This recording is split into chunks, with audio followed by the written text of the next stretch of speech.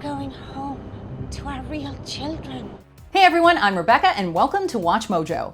Today we're counting down our picks for the top 20 movies that pull off 2 plot twists. I didn't touch you. You didn't need to. Children, if you're dead, why do you remain in this house? We're not dead! Is there a reason you keep referring to your patient in the past tense, Doctor?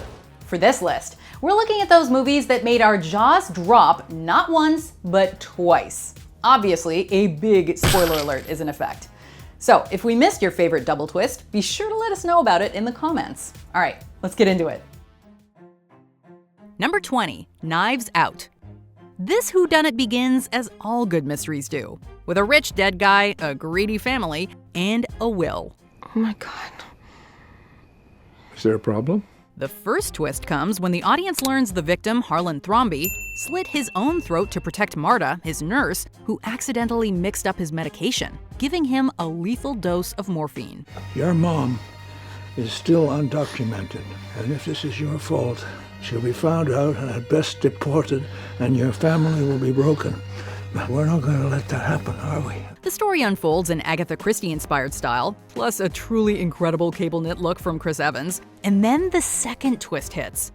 And you know, if Marta was responsible for his death, even unintentionally, the Slayer rule would nullify the change will and you would get your share back. Turns out Harlan's grandson Ransom switched the medications before Marta did. Everyone swarms in, and there is no possible way you can get to Marta's medical bag to retrieve the vials. So Harlan didn't take the morphine after all.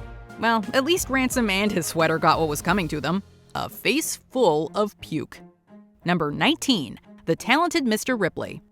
Italy, filled with golden beaches, delicious food, and murder?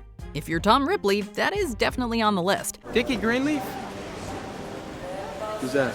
It's Tom Ripley. This thriller follows Ripley, who's sent to Italy by a wealthy man to convince the man's son Dickie to return. You're breaking my ribs! What? Ripley is quickly swept up in Dickie's extravagant lifestyle, befriending and becoming obsessed with him. We've had a great run though, haven't we?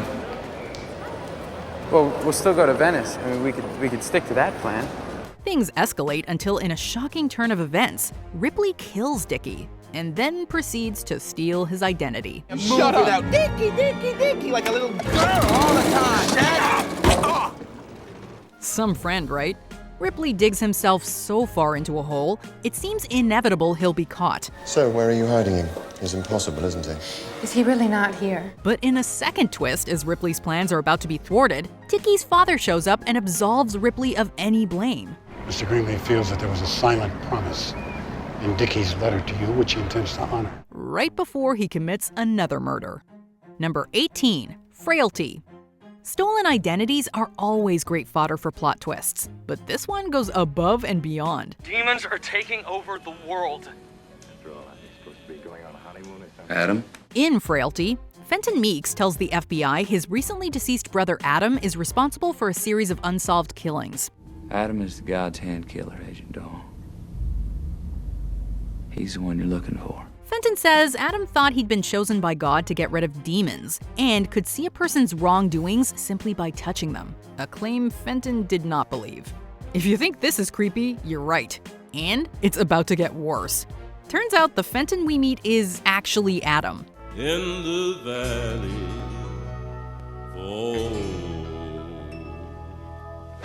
Adam murdered Fenton because, in a shocking second twist, Adam can really sense evil in people, and he knew Fenton was responsible for the killings. God's will shall be done, we guess. And I got you. Maybe. That's not gonna bring your mother back, is it? Number 17, Us. Jordan Peele's second feature film had big shoes to fill, and on the plot twist front, he delivered. Huh. Who is that? When we first meet the tethered in this horror show, we have absolutely no idea who they are or where they came from.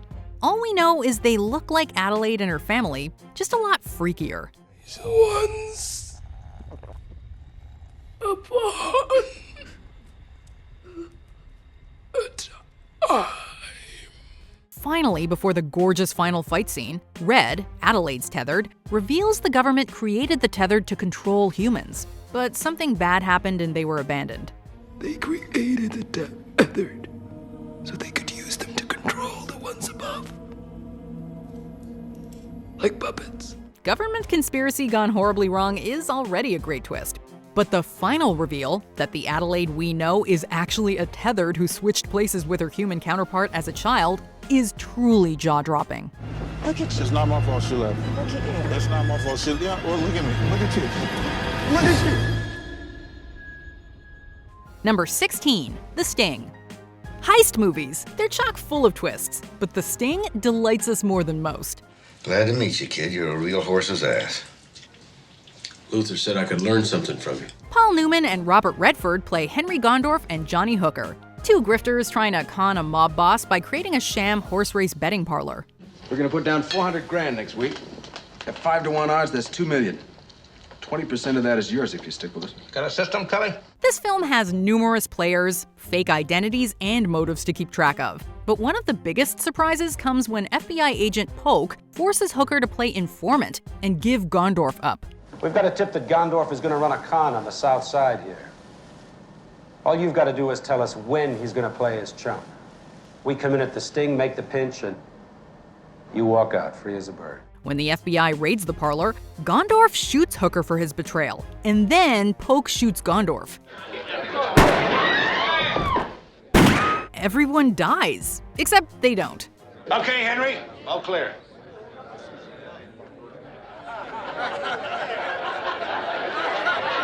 Turns out Agent Polk is also a con man, and Gondorf and Hooker stage the whole thing.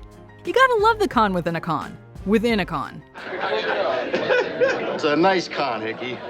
I thought you were the feds myself when you came in. No trouble, Henry. Snyder went for it all the way. Number 15, Gone Baby Gone. Sometimes twists can take us to very dark places, and that is exactly what happens in Gone Baby Gone. Well, she's quiet. She tries very hard to be a good girl. What about Helene? Friends, people she hangs out with. Private investigators Patrick and Angie join up with the police department and start working the case of Amanda McCready, a little girl who was abducted from her home. They eventually come into contact with the kidnappers and set up an exchange for the girl's life. Geez, we got your money. It was buried in Ray's backyard. We want to give it back to you in exchange for Amanda McCready. In a tragic turn of events, the little girl dies after a fight breaks out during the trade. It was an accident. But as always, it's not that simple. Patrick later learns that police detectives staged Amanda's kidnapping to make some quick cash. What's more, Amanda is still alive.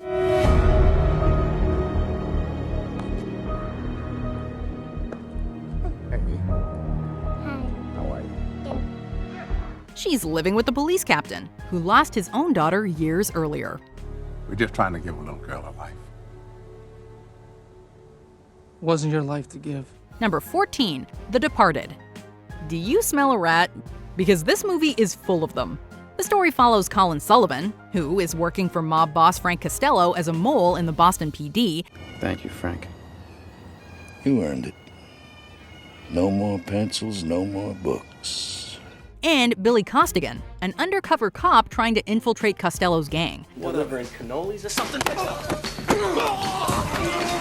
Unfortunately for the characters in this movie, pretty much all the plot twists lead to someone's death. You know I'd never give you up. You're like a... Like a son? When it's revealed that Costello is an FBI informant himself, Sullivan kills him. I am killing you. When Costigan finds out Sullivan is the rat, he's killed by another dirty cop, Costello was gonna sell us to the FBI. who Sullivan then kills to clear his own name. And finally, in the best twist of all, Detective Dignam, who Sullivan wronged, comes back and kills him. Okay. Cue the rat on the windowsill. Number 13, Scream. Back in the 90s, Scream basically revitalized horror movies, and did so in twisty-turny fashion. It's just me. The setup is simple. There's a serial killer on the loose, and he's targeting high schooler Sydney Prescott and her friends.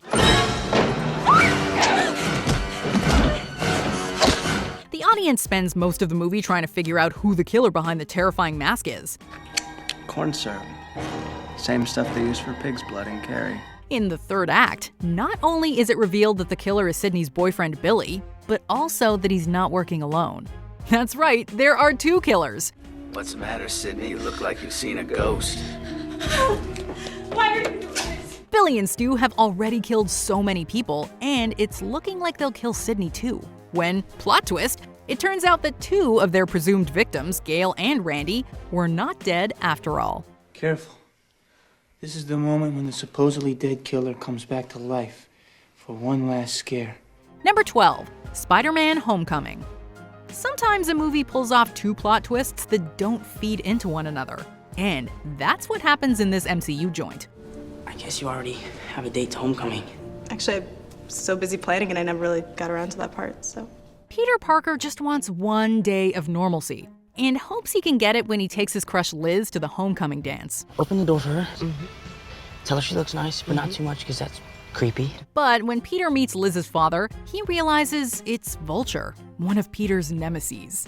He must be Peter. Seriously, it's hard enough to meet the dad. No need to throw supervillains into the mix. Hey, Pedro.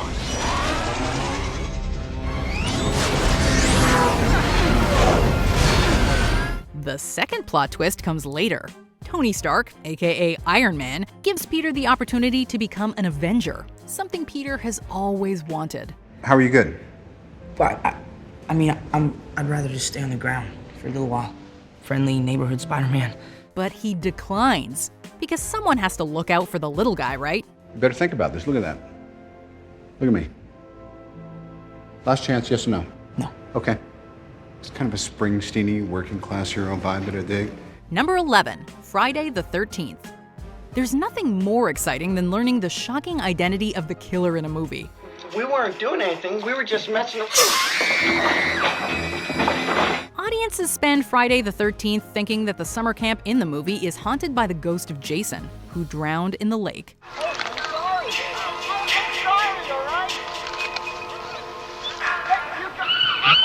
It only makes sense that he would be the vengeful monster killing all the counselors. So audiences were shocked when it was revealed that Mrs. Voorhees, Jason's mom, was the real killer. Jason was my son, and today is his birthday. Where's Mr. Christie? Oh, I couldn't let them open this place again. Mrs. Voorhees is a much scarier human villain. But that doesn't stop the movie from shocking you with the supernatural, too.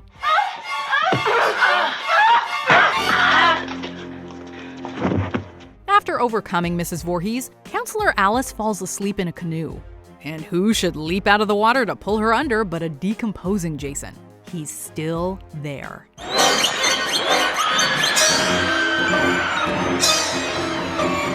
Number 10, Arrival. This amazing sci-fi film stunned audiences twice. When strange ships land on Earth, linguist Louise Banks must try to communicate with the aliens. I'm human. What are you? In other invasion movies, the aliens almost always arrive intent on destruction. But in a refreshing twist, the aliens want to offer the world their language.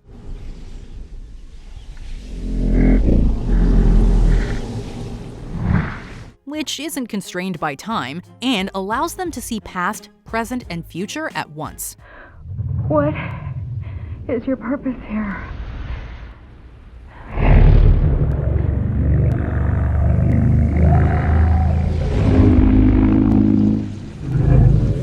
Then, in a bittersweet turn of events, we later learn that the flashbacks Louise has been seeing throughout the movie are not flashbacks at all, but visions of the future brought on by her ability to understand the alien language. How can you know the future?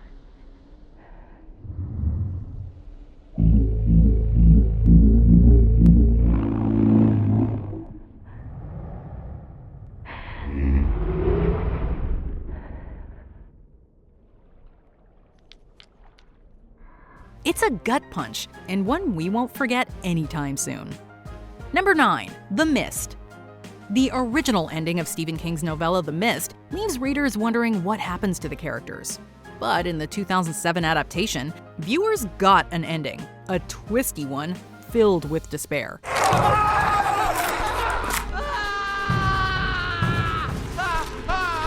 when a deadly, monster-filled mist descends upon a small town. A group of survivors, including artist David and his son Billy, break out of a grocery store and drive away.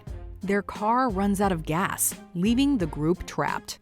The book ends here, but in the movie, David shocks everyone by killing the group, even his son, to save them from a worse fate.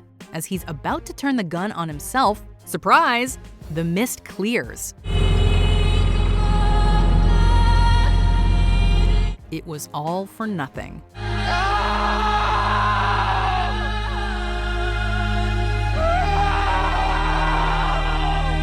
Number 8, The Prestige. Christopher Nolan loves a plot twist. See Memento, Inception, or pretty much any of his other works as proof. But we wanted to focus on this magical thriller and the 2 twists it pulls off. In Nolan fashion, it is a bit complicated, so bear with us. The story hinges on the successful execution of the transported man trick. Robert Angier pulls off the trick by creating a clone of himself and allowing the original version of himself to drown. And I win. Because no one cares about the man in the box, the man who disappears. When a dead Angier is discovered, rival magician Alfred Borden is blamed and executed. But that's not all. Were you the one who went into the box? Or the one who came back out? We took turns. Turns out Borden has a secret too. He is an identical twin. And that's how he pulled off his own version of the trick. There's nothing easy about 2 men sharing one life.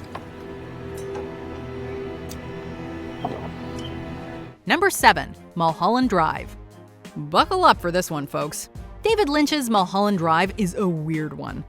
Just relax. When aspiring actress Betty arrives in LA, she finds a strange woman in her apartment. Hi. Do you work with my aunt?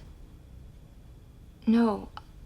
I'm sorry. It's none of my business. The woman calls herself Rita, but is suffering from amnesia and can't remember who she is. What is it, Rita? I thought when I woke up, I thought sleep would do it. What's wrong? I don't know who I am. At one point, Betty and Rita look for a woman named Diane. They find a dead body, but it's unclear if the woman is Diane or not. Then, in a strange turn of events, Betty wakes up, but she's not Betty. She's Diane. What do you want? My lamp and dishes?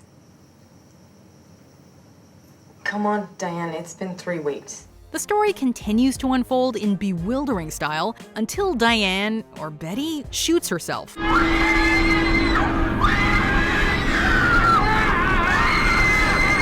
She was the dead body all along. Or was she? Listen, this could take hours to unpack. Number 6, Shutter Island. I'm Deputy Warden McPherson, gentlemen. Welcome to Shutter Island. This psychological thriller follows U.S. Marshal Teddy Daniels as he investigates the disappearance of a psychiatric facility patient. So this female prisoner. Patient. Excuse me, patient. Teddy and his partner follow a series of convoluted clues as they look for Rachel Solando, the missing patient who drowned her 3 children. She considered dangerous? You could say that. She killed all 3 of her children. She drowned them in the lake behind her house. The clues become increasingly hard to decipher, leaving the audience to wonder, seriously, what the heck is going on? Is there a reason you keep referring to your patient in the past tense, Doctor? Look outside, Marshal. Why do you think? But Shutter Island makes up for all that creeping uncertainty and delivers on 2 shocking twists. I found the doctor in a cave out by the cliffs, but you'll never get to her. I don't doubt it, considering she's not real. First, the movie reveals the investigation is an elaborate trick. Teddy is actually a patient at the hospital who murdered his wife. You were committed here by court order 24 months ago. Your crime is terrible, one you can't forgive yourself for, so you invented another self. The second twist? Rachel isn't real, but based on Teddy's wife, who drowned their children before Teddy killed her. Dark stuff. Where are the kids? Number 5, Parasite. Parasite won big at the Oscars, and for very good reason.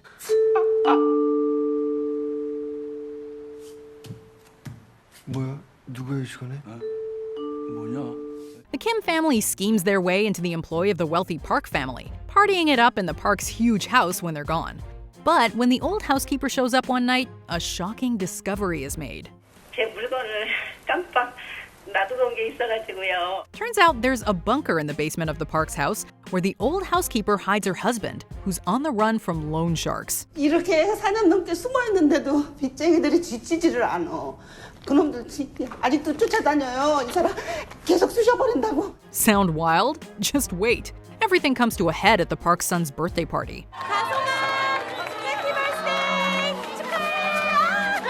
The housekeeper's husband breaks out and sparks a murderous rampage that ends with Mr. Kim killing Mr. Park. Two of the best twists of all time, no doubt. Number 4, Get Out. The aforementioned Jordan Peele's directorial debut was one of the best films of 2017, and filled with twists to boot. So how long has this been going on, this thing? When Chris, who's African-American, goes to meet his white girlfriend's family, things feel a little off, to say the least. Strange housekeepers, a deranged brother, hypnotism, all red flags. Sink into the floor. Wait. Sink.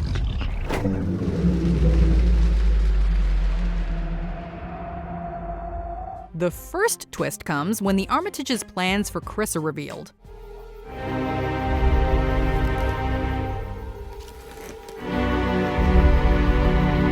Turns out the family is literally auctioning Chris off to the highest bidder. A horrifying, insane twist in its own right.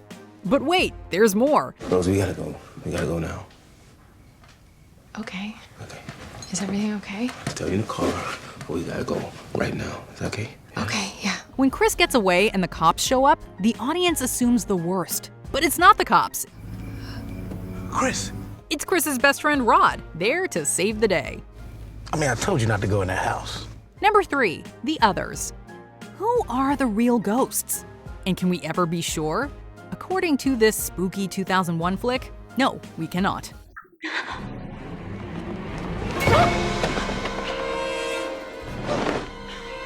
The Others is a fairly standard horror film at first. Grace Stewart and her 2 young children, Anne and Nicholas, are haunted by ghosts. We've all seen this movie before, right? Don't speak to them!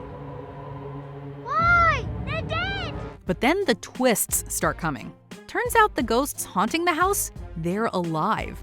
Grace realizes this when she walks in on a seance where the others are trying to contact the dead. Something about a pillow. Is that how she killed you? And then comes the second twist. Grace and her children are the real ghosts. Grace learns that she smothered her children and ended her own life, and had been haunting the home unknowingly ever since. We know the woman went mad. Number 2, Gone Girl. This one's for all you cool girls out there. You have to see this. This movie completely tricks you in the beginning. We will organize searches, put up flyers. We're gonna hold a press conference tomorrow. We're gonna have a press conference? Yeah, I wanna get the word out, right? When Amy Dunn disappears, everyone thinks her husband Nick is responsible. Even the audience. Man of my dreams. Father of my child. This man of mine may kill me. But the first huge plot twist comes with a bang. I am so much happier now that I'm dead, Amy says. We then learn how Amy staged the whole thing. With the help of the unwitting, bump up your life insurance. Purchase getaway car. Craigslist. It is a shocking turn, but not the most shocking thing in the movie. When Amy decides to come back to Nick, it seems inevitable that he'll leave her. But she reveals she froze some of his sperm and impregnated herself, tying them together forever. I didn't touch you.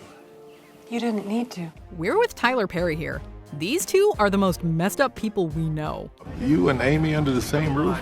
You should pitch that as reality television. So do you think we pulled off a twist with our number 1 entry? Let's look through some honorable mentions, and then we'll see which movie pulled off 2 twists the best. Moon, a workforce of cloned Sam Rockwells. Sam, there was no crash. You were being awakened. It is standard procedure for all new clones to be given tests to establish mental stability and general physical health. Buried. There's no worse way to go. Oh my God. What? I'm so sorry, Paul. What is it? So sorry. What is it? It's Mark White. He brought us to Mark White. Saw 2. Amanda and Jigsaw working as one. Hello, Eric. You probably don't even remember me, but you changed my life once. You sent me to prison. Before we continue, be sure to subscribe to our channel and ring the bell to get notified about our latest videos. You have the option to be notified for occasional videos or all of them. If you're on your phone, make sure you go into your settings and switch on notifications. Number 1. Psycho. The mother of all double twists. Hitchcock's horror masterpiece may be spoiled for everyone today, even if you've never seen it, but that doesn't change just how shocking the movie was in 1960. Marion Crane, played by Janet Leigh, is on the run after stealing some money. She stops at the Bates Motel and meets Norman, who runs the motel with his mother, Mrs. Bates. If you want anything, just tap on the wall. I'll be in the office. Thank you, Mr. Bates. Norman Bates. Then, in one of the most famous scenes in cinema, someone kills Marion in the shower. Janet Leigh was a massive star at the time, so it was a shock to see her gone so quickly.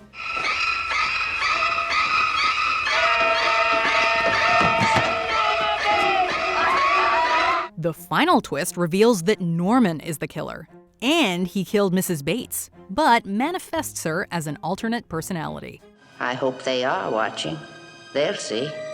They'll see and they'll know and they'll say, why, she wouldn't even harm a fly. This list made me realize that I love a good movie twist because I've seen most of these movies. Which is good, because it's kind of an occupational hazard that movies like these get spoiled for me all the time.